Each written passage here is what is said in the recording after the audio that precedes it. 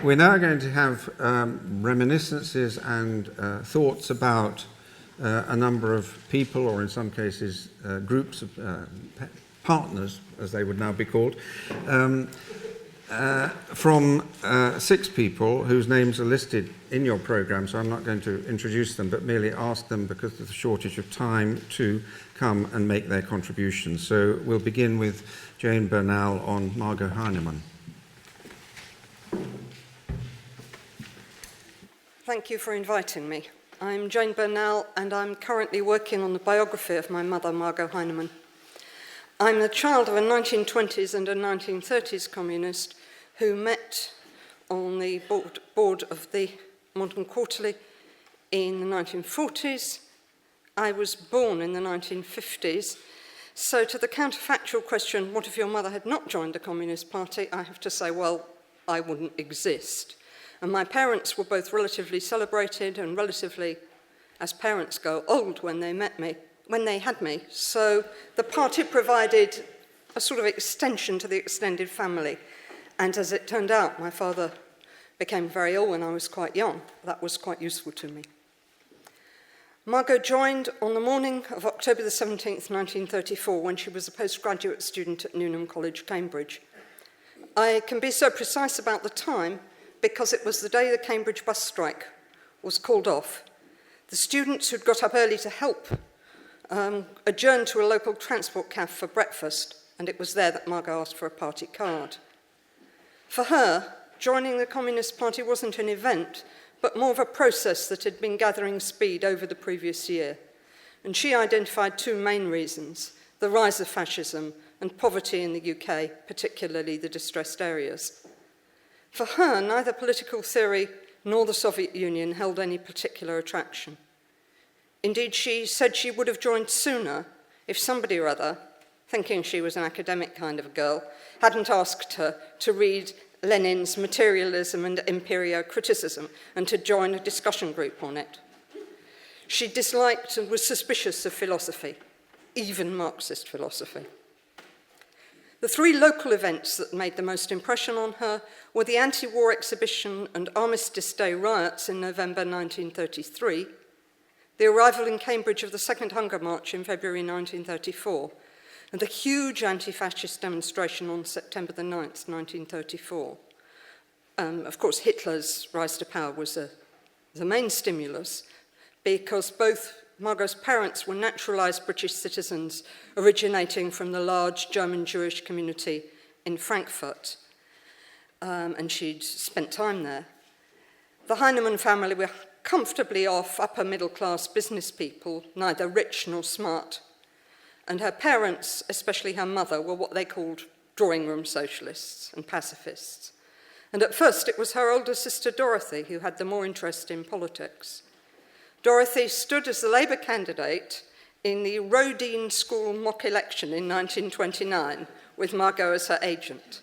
They gained 39 votes out of a school of 300, and it wasn't what you'd call a natural Labour constituency. When Dorothy went to Cambridge, she joined the Socialist Society and was trained by the Labour Party in public speaking.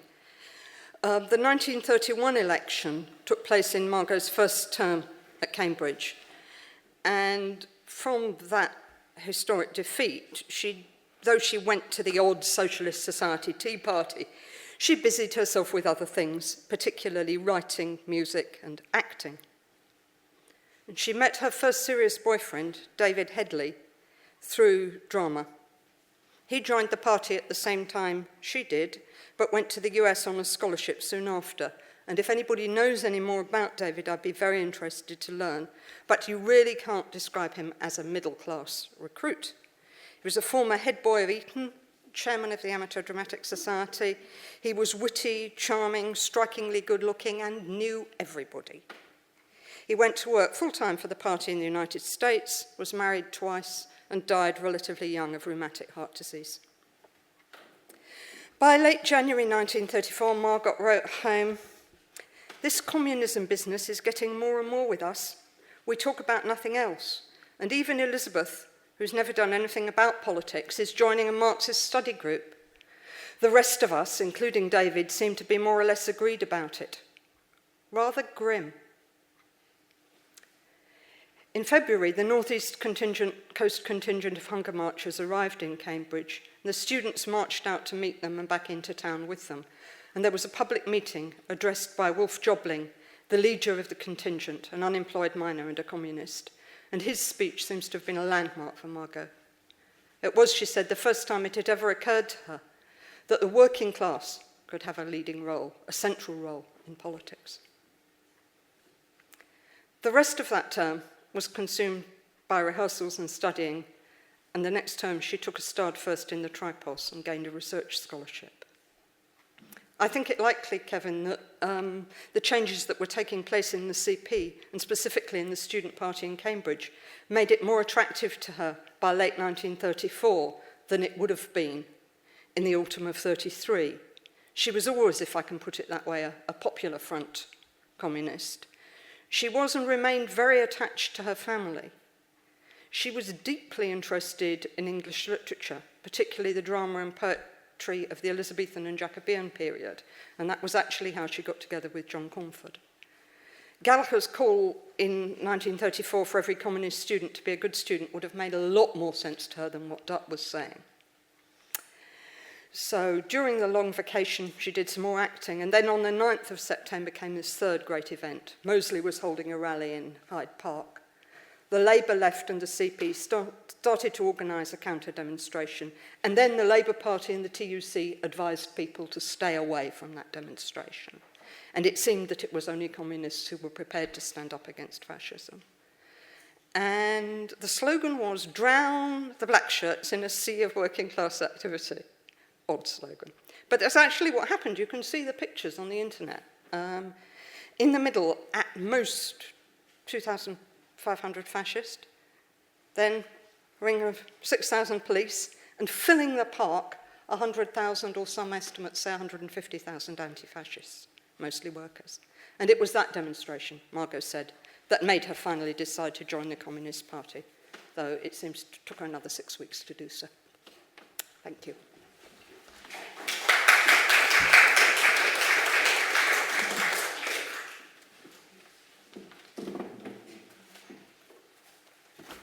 Hello. That's my uncle Len Jones in the centre there, in Liverpool, probably taken, I think, a few years before he went to Cambridge. And that is on his right, my mother, Eve, and his sister Barbara with his brother Norman peeking behind there. So my uncle, this is about my uncle Len Jones.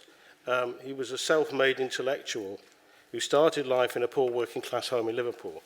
Through brilliant academic work, he won a scholarship first to the Liverpool Institute, then to Cambridge University's Christ College to study Greek and Latin, even winning the Pawson Prize in his second year for translating a passage of English poetry into Greek iambic verse. It was at Cambridge that he joined the Communist Party in 1934. He gained a reputation as a hardliner, and much later, in 1959, frustrated with his job as a school teacher, and I think there are echoes there of what Kevin Morgan was talking about, blocked mobility, because I think he very much felt there was a limit to where he could go in education, and also politically disillusioned with the CPGB, moved with his family to work in the German Democratic Republic as a university lecturer and translator, living there until his death in 2003. It's worth noting in passing that he was the only Jewish boy at the Institute. His full name was Leonard Abraham Jones, and was therefore kept out of morning prayers and from the weekly religious instruction lesson. Some of the boys made fun of him for this and even threatened him physically. Whether this outsider status led him more readily to embrace the CP, as Nicholas suggested, is hard to say. He certainly didn't have a political upbringing. He was born in the East End in 1913. His father was first a coppersmith, then a travelling salesman, and also a tenor who sang in travelling opera companies and the local synagogue. His mother was a buttonhole maker.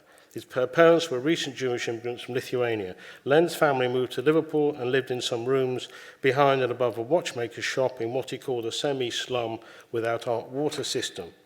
In his memoir, Pages from the Life of a Teacher, written in 1998, Len says his mother never read a book or a newspaper and was ignorant of the world outside.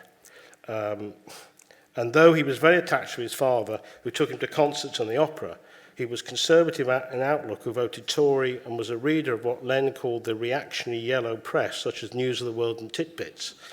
What he describes as the most shattering experience of my life occurred in February 1934, when, following frequent rows with his wife, his father left the family home and 4 children, including my mother Eve, to live with another woman. They never saw him again. The family were left literally penniless and only survived because of financial help from the Jewish Board of Guardians. Len joined the CP just 9 months later in his 3rd year at Cambridge, but it's difficult to know whether this family trauma played a part or some sort of reaction against it. In any case, there were these other forces at play that we've heard about: rapidly rising unemployment, Oswald Mosley's fascist party, and the CPG's embrace of the line to build popular fronts and welcome members from a variety of backgrounds. Len, given his original working class origins, was certainly perfect recruit material. He describes how 2 fellow students who were communists invited him to meetings of the Socialist Society, where he heard speeches by Václav Havel, former communist MP endorsed by the Labour Party, Ernst Toller, left-wing German playwright, and most memorably Harry Pollitt, General Secretary of the CPGB. Pollitt spoke to a packed-out meeting at the Guildhall, and Len remembers, when question time came, one student called out, "What's the difference between Stalin and Mae West?"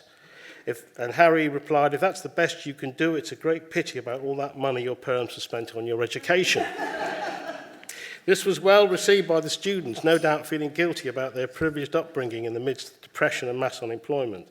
His friends got Len to read the Saturday issue of the Daily Worker, and he then joined the 300-strong student branch of the CP led by John Crawford. He bought a copy of Engels' Anti-Düring and says he learnt a lot from it. It was clashes with Mosley's fascists that he remembered most vividly and seemed to have brought the greatest excitement. In one, Len helped to stop an open-air meeting in Cambridge addressed by Major General Raven Thompson, Oswald Mosley's propaganda head. A large group of communist students infiltrated the audience on Parkland in front of the speaker, was standing on the roof of a van and started heckling.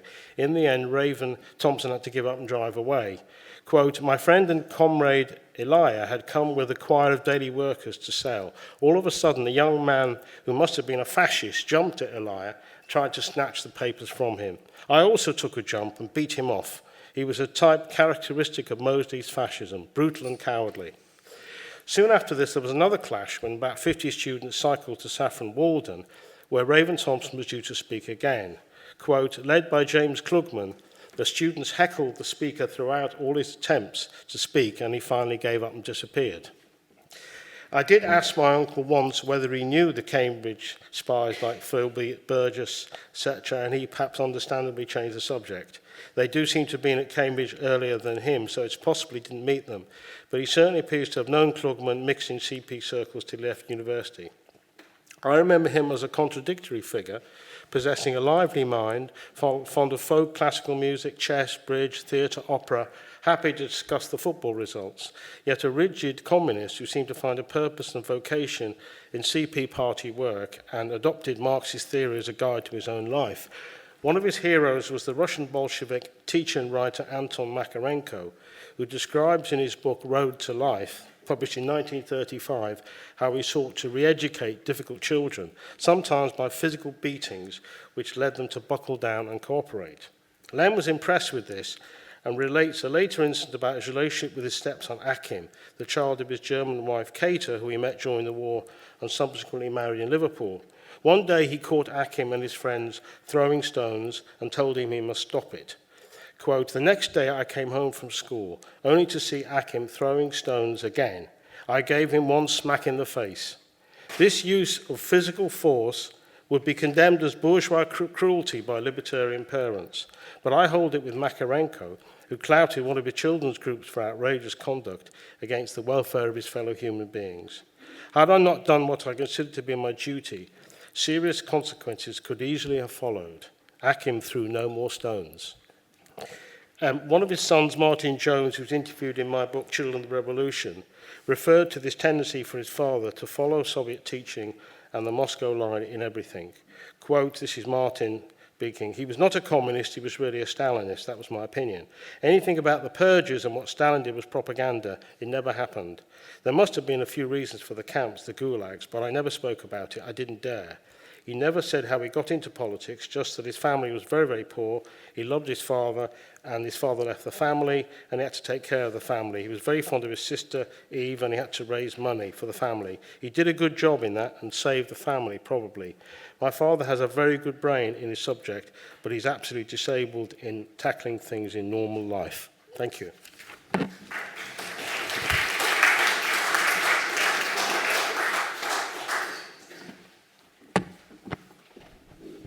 For my parents, Eve and Eric Cohen, the Communist Party provided an alternative paradigm, a family of man they could both embrace with its unswerving sense of purpose, its cultural activities and comradeship, coupled with a gut response to the Depression years and a worship of all things Soviet with its vision of equality for all.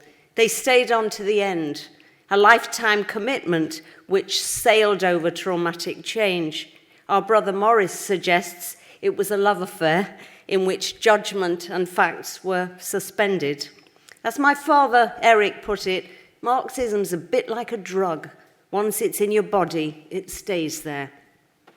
A déclassé Marxist intellectual who became chief accountant of the Morning Star from 61 into the 80s, his early conversion transmuted in his late 80s into quietly campaigning for the Labour Party. He was born in 1912 Liverpool to Jewish émigré parents who'd fled Russia in 1905. Father, a bespoke tailor. His mother, a self-taught grocer's daughter who read Tolstoy and Dickens in English, marched with the suffragettes purportedly along Lime Street and poured her zeal into Zionism. Repeatedly expelled from grammar schools for truancy and bad behavior, he was a born anarchist with an insouciant attitude towards authority, but his enlightened music master Wallace, Eric's Jean Brodie of the 20s, booked gallery seats at the Liverpool Playhouse, where the radical vision of Sean O'Casey, Brecht and Shakespeare melded with Kipling, Browning, Robert Louis Stevenson and later Heine to fire Eric's idealistic spirit and fierce sense of morality, a kind of Till Eulenspiegel, if you like. 5 of Eric's cousins, as he put it, all great readers with a working class outlook, were already active in Friends of the Soviet Union. The family had witnessed the hunger marches through Liverpool in the 20s and 30s.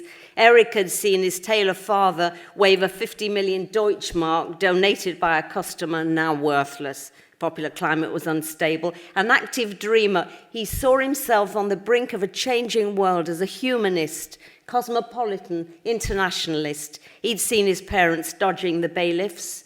Now, with his passion for justice and fair play, there was a chance to dedicate his energy to something worthwhile, a man on a mission.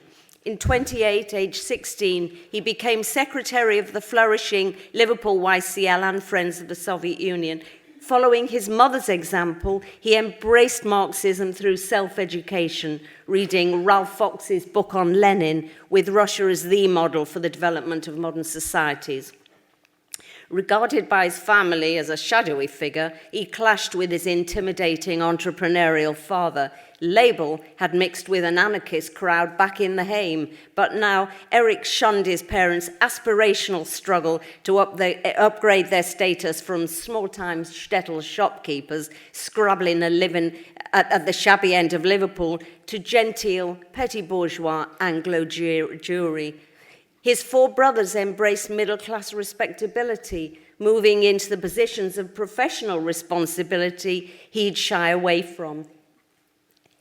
He alone rebelled, adopting a value system that embodied all the restless, wayward qualities. Why? Maybe we could have the second slide a bit belatedly. Thank you. As a 25-year-old in 37, enthused by radical literature from the Left Book Club, he longed to plunge into anti-fascist activity, joining the Communist Party in the 30s when pro-Mosley rallies in Liverpool ended in beatings. His literary hero, Ralph Fox, had just been killed in La Pera. Keen himself to enlist in Spain, inspired by fellow comrade and sea dog Jack Howard, who wrote his own memoir, he turned up at party HQ but was sadly turned away in favour of unemployed workers and younger unmarried.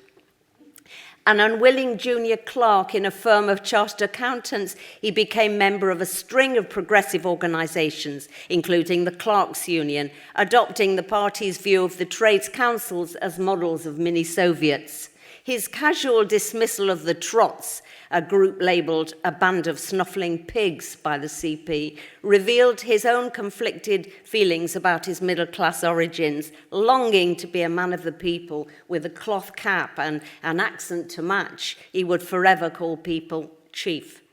Next slide, please. Our mother's involvement was emotional. The party gave her the opportunity to escape her impoverished background and embrace 2 new families, counting my father's welcoming Jewish family. She was Jewish too, but from a slum background. A gut approach which meshed with loyalty to the party line. The party gave her a raison d'etre, a way of realising herself, transcending the constrictions of her working class background. Born in 1919, Liverpool, near the docks, to the errant fancy goods commercial traveller father with a passion for light opera, with no money for entertainment, 1 book. It always upset me as a child when she talked about this. The Poor Cow was passed around the 4 children.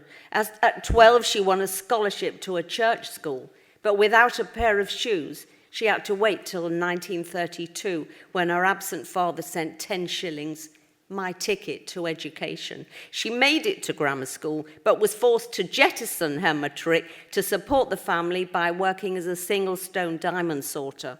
Drear and deprivation, characterised by eviction and charity handouts, made her hungry for change. It was Christmas 39, she was 20. Reeling into the blackout, she knocked on a door that opened with a blast of hot air to change her life. There was her brother Len, her sister Barbara, 50 other teenagers who gravitated towards the YCL to sing the Red Flag and bandy a Rossa la Triunfia.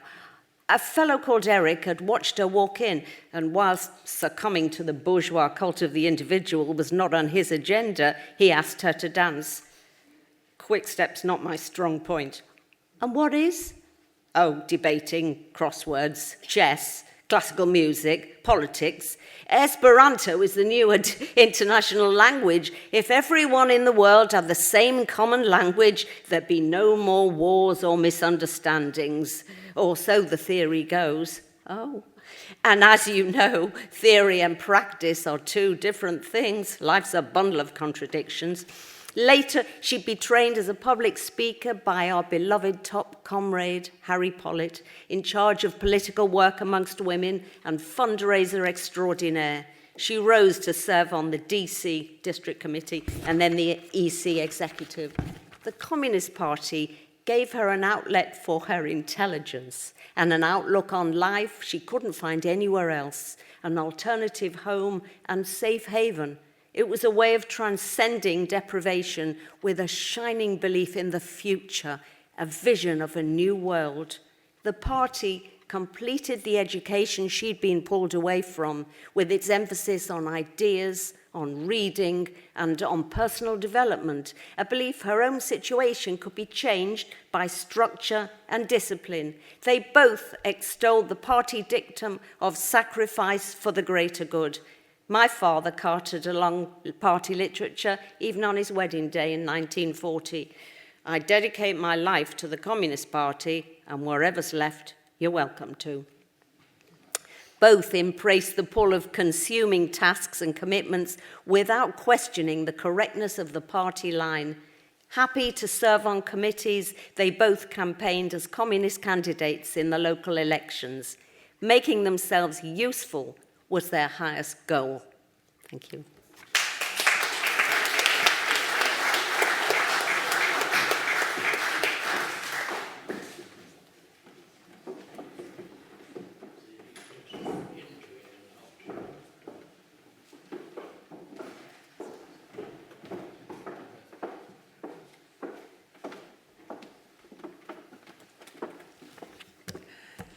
My name's Jean McCrindle. I've been losing my voice in the last few days, so I hope you can all hear me, and just wave if you can't.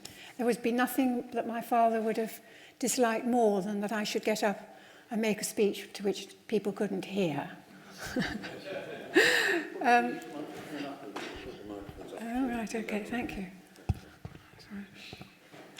As you can guess from the picture, yes, the picture up there, my father was, ended his life really as a member of the Communist Party. In 1990 he died, and joined it sometime in the early 1930s. He was the son of a shipyard worker in Glasgow who had 6 children, interestingly, all of whom moved from deep deprivation in Glasgow to things like school teachers and, in my father's case, an actor. They were very, very good Scottish grammar schools, I suppose. They weren't called them, but Scottish schools were of that nature, I think, probably even before this happened in England. So they got a very good education. But he had to leave school at 14.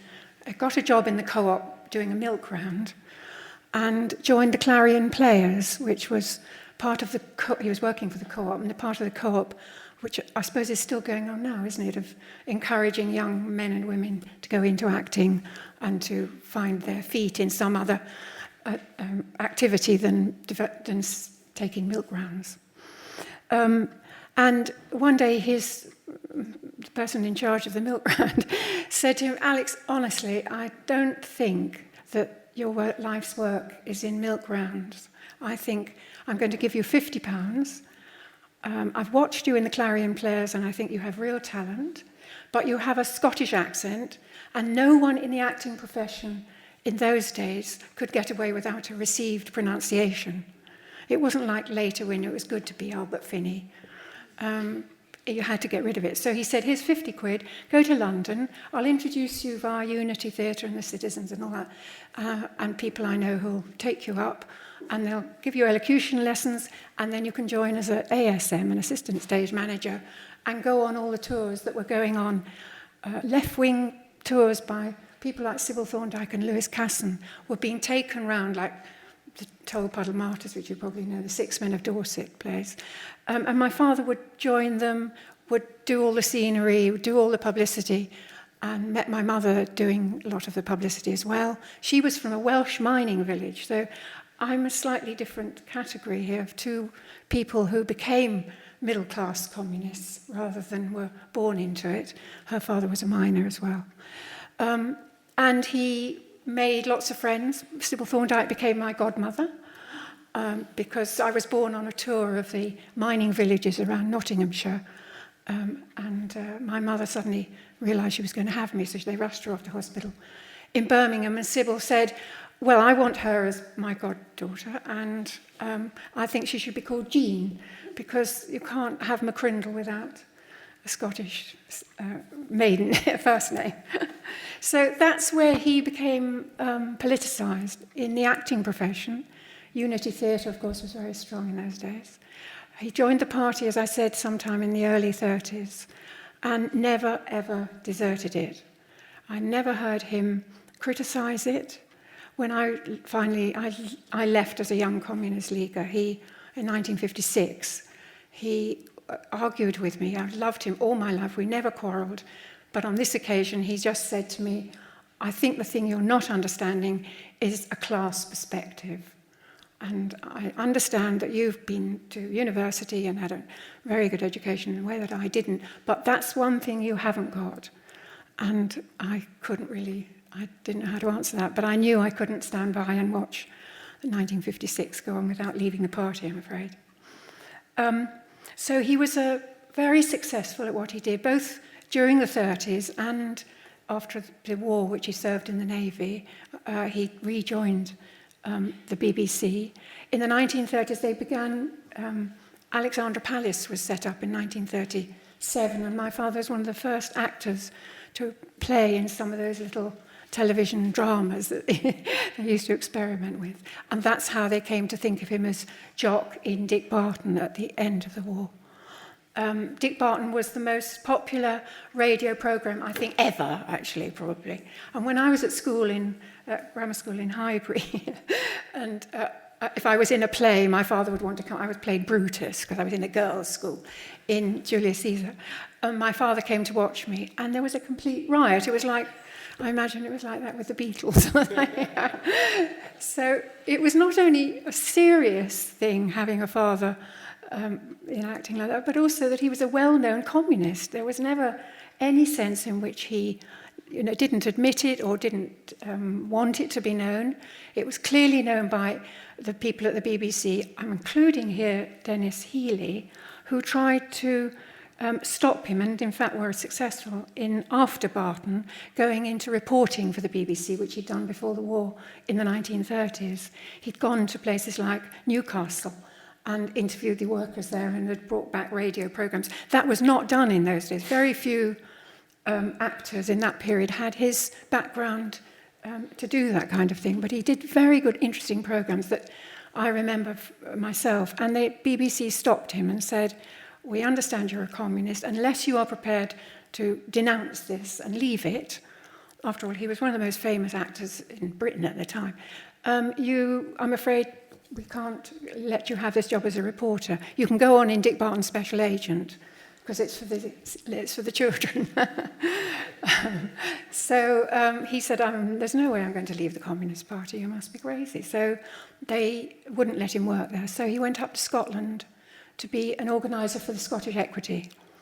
And there he built up Scottish Equity from practically nothing into a really powerful trade union that it was.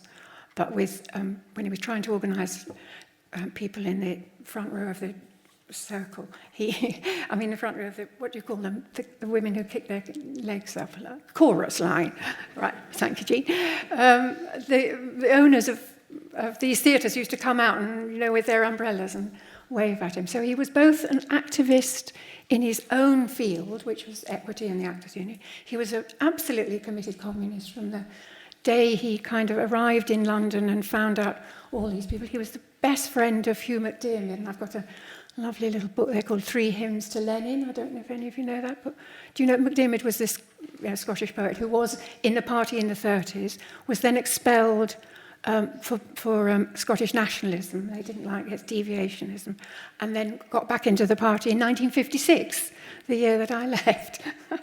So but my father stayed loyal during that whole period. So I think he's a very interesting example of something slightly different from middle-class recruits, but obviously entered into this very extremely professional actors' world, which brought him to the National Theatre, to know Sam Wanamaker, who he put up while he was planning to build the Globe, Doris Lessing, and all these people who came to stay in his house. Lots of Paul Strand, the photographer, lots of the Americans who were bitten by anti-McCarthyism in America also came to stay with him. And he took me, now I know this story comes from everyone, I'm going to finish here. He said to me that he took me as a very small child on his shoulders to go and hear Paul Robeson singing in South Wales. Now, this seems to be a story that almost everybody has experience of. So I would be very interested. I haven't done any research on any of this. I'm just talking out the top of my head from what I heard from the family. If anyone knows if was this possible? And if it was, then probably it was true, because my mother was from that part of the world as well and was also in the Communist Party. Thank you.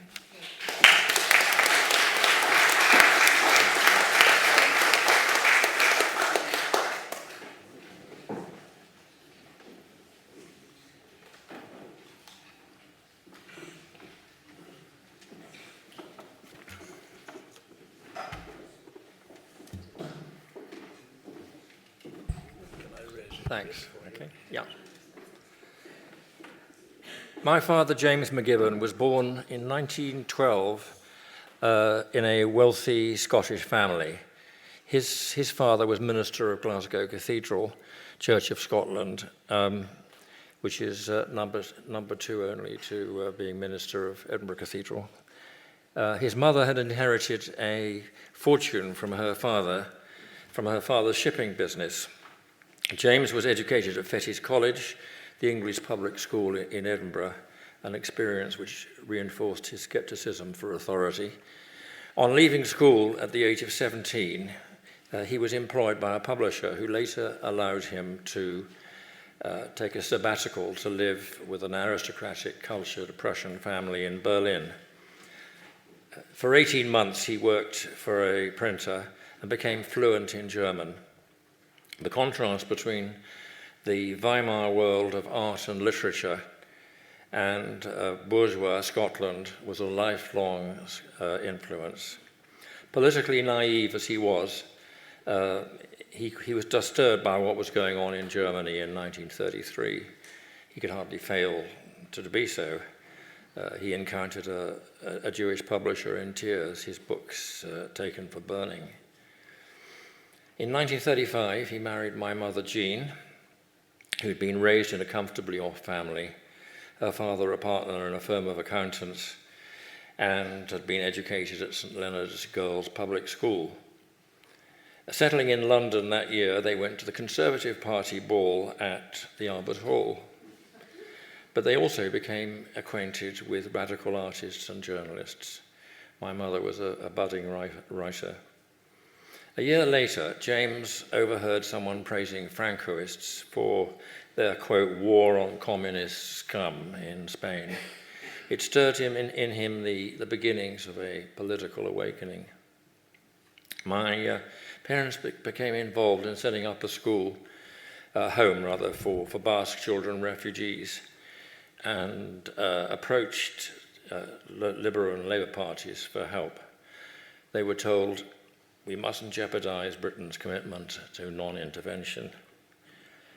However, the local Communist Party immediately offered positive support.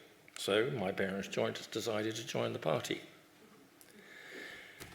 There they made lasting friendships with working class people, something that Kevin touched on in his speech, which opened up their life in many ways. And there were people who they otherwise have just not got to know very well, and who inspired their admiration, an introduction to their culture and living conditions, meaningful political education, in fact. At around this time, James recalled how as a child he was driven through the Glasgow slums and saw children in bare feet. On Britain's declaration of war with Germany, James volunteered for an infantry regiment and was commissioned as a second lieutenant. But because of his fluent German, whether he liked it or not, he was drafted into military intelligence. As a communist, he was, of course, contravening the party line at that time. All the same, they maintained their attachment to the party, much reinforced, of course, after the German invasion of the Soviet Union. By the way, after which he passed on top secret intelligence to our ally, the Soviet Union, but that's another story. They resigned from the party after the revelations of the 20th Party Congress. After that, to the end of their lives, they were active in the Labour Party and CND.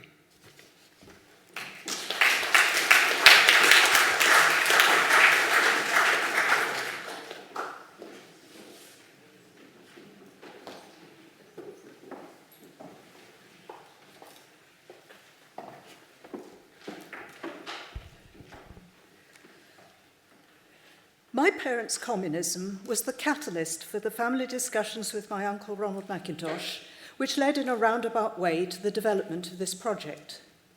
They were not the sort of people you would have heard of in the ordinary course of events, yet they exemplify the later careers of, I suspect, a considerable number of those middle-class recruits caught up in that heady 1930s enthusiasm who did not go on to be household names, but whose idealism endured. I want to show briefly how that communist episode, intellectual and idealistic though it may have been, coloured and underpinned my parents' later working and social lives, and to set this in the context of their contemporaries, with whom they shared many formative experiences. My parents, Richard Clarke and Mary Mackintosh, grew up in London in comfortable, cultured and affectionate families. They belonged to that sector of the middle class which always had to work for a living, and my father believed firmly throughout his life that capital, however accumulated, was held in trust for the benefit of all humanity, not a private luxury to be squandered. Both Richard and Mary attended public schools as day pupils, Richard as a King's Scholar at Westminster and Mary at Southampstead High School. Being in daily contact with people beyond the sometimes narrow world of school, they will not have been able to remain ignorant about the social and economic inequality around them. Working class hardship, unemployment and poverty was sufficiently widespread and visible on the streets of London. And if they did not witness those things at first hand, there were plenty of harrowing descriptions in the novels and factual accounts of the 19th and early 20th centuries. Both my parents were avid readers and collectors of books and always attached great importance to their power as propaganda and as an educational tool. Both travelled to Germany in their late teens, my father to Heidelberg in 1933 and my mother to Hamburg in 1934, where she spent 5 months studying German. They are bound to have witnessed aspects of fascism and the rise of Nazism, and may perhaps have had a glimpse of student communism. Although they both held strong pacifist views, campaigning as undergraduates for the Youth Peace Assembly, they always said that Hitler had to be defeated by war if necessary. No single one of these factors will necessarily have triggered an instant conversion, but collectively they will undoubtedly have opened my parents' minds to the political world and contributed to the gradual development of a philosophy of life and perhaps a political creed. Philosophy was an important element in their university degree courses, which will have helped them to be clear-minded about their beliefs, perhaps embedding those all the more firmly. Their Oxford careers came plumb in the middle of the period we're considering, Richard at Christ Church from 1934 to 38, and Mary at St Hugh's 1935 to 38. Here, their earlier political interests blossomed into a much fuller involvement. They were both active in the Oxford University Labour Club and wrote for its bulletin. Although our evidence is fragmentary and mostly circumstantial, my uncle's firm belief from conversation with his sister Mary at the time is that they were, in a formal sense, members of the CPGB. It was indeed a time when, as others have indicated, the OULC was thoroughly infiltrated by the communists among undergraduates, and there's clear evidence in the bulletin of communist tendencies among its contributors, some of whom became very well known. None of that is particularly remarkable. It's a course of events followed by many of those considered in this project. It's the sequel on which I should like to focus.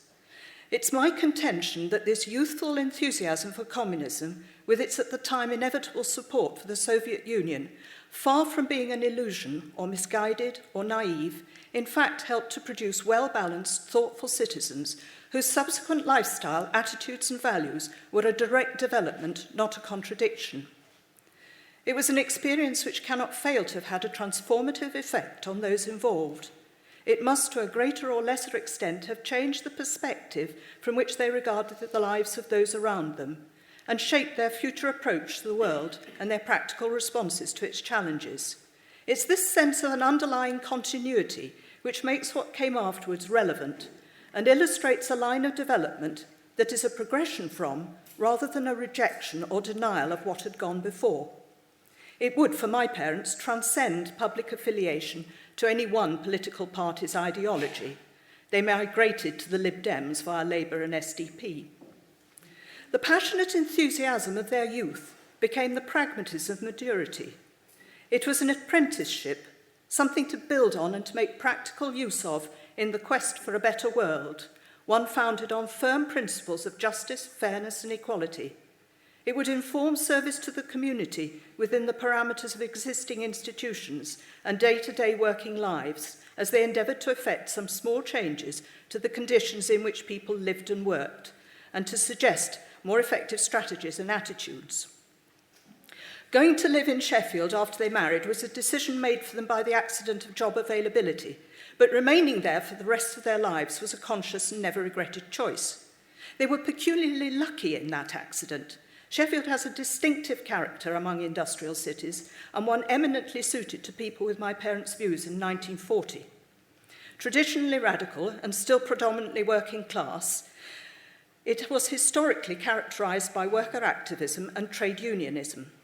Specifically, it had an active communist element at least into the 1970s, and in 1943 my parents were still sufficiently involved with communist affairs to have a role to play in the campaign to establish a Sheffield branch of the Society for Cultural Relations with the USSR.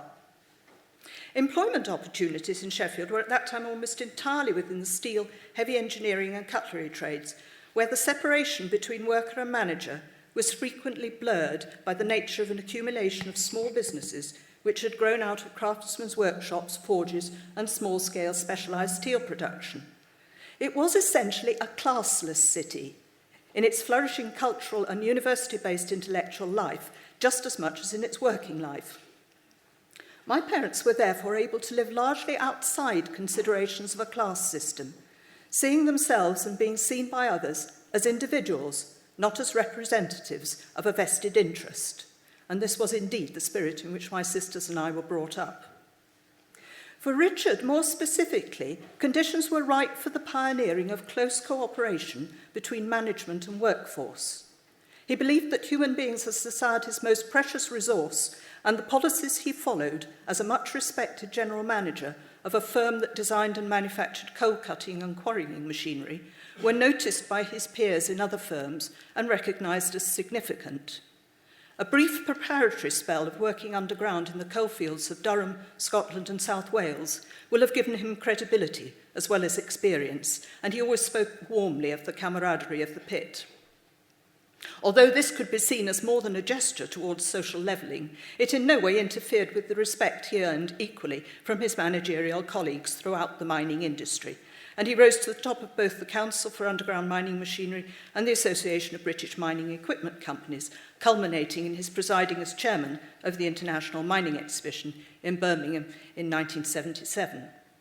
For Mary, the context in which she gave full rein to her ideals and her skills was that of helping other people to cope with the practical problems and the pressures and anxieties of their lives. She began work with the Citizens Advice Bureau, establishing with colleagues the Sheffield branch in 1940 to 41, where one of her roles was assisting refugees from Europe to find jobs and somewhere to live. She became a JP, sitting mainly in matrimonial and juvenile courts, continuing to work with a number of voluntary organisations. As a marriage guidance counsellor from the 1950s, she rose to prominence at regional and then national level as a tutor and tutor supervisor. This gave scope for her skills as a lecturer, begun during the war with WEA, to a range of audiences. She later trained as a psychotherapist, and she continued to put these interests and skills to work after retirement in a number of other organisations. Both my parents had in their different ways a degree of charisma, which attracted enduring friendships and loyal associates. They were natural choices for committees and to chair meetings, and both held office in a number of local societies. They were good at crystallising the heart of a discussion and framing an argument in terms that would make an appropriate contribution to decision-making. They led useful lives, developing creatively the skills and the methodology of organisation and leadership which had been inculcated during their early political involvement. They continued to hold on to their commitment to the common good, maintaining that those who were materially, socially, or educationally advantaged should strive to spread the advantages more widely. They utterly rejected the notion that private interest and personal greed, with its concomitant of callous disregard for the needs of the less fortunate, should be allowed to be the motivating criteria for the modern world. Corporate and personal greed is even now recreating the social and economic conditions which drove that generation of idealists into the arms of communism. It was a generation which had an early encounter with a utopian worldview that we would do well not to disparage.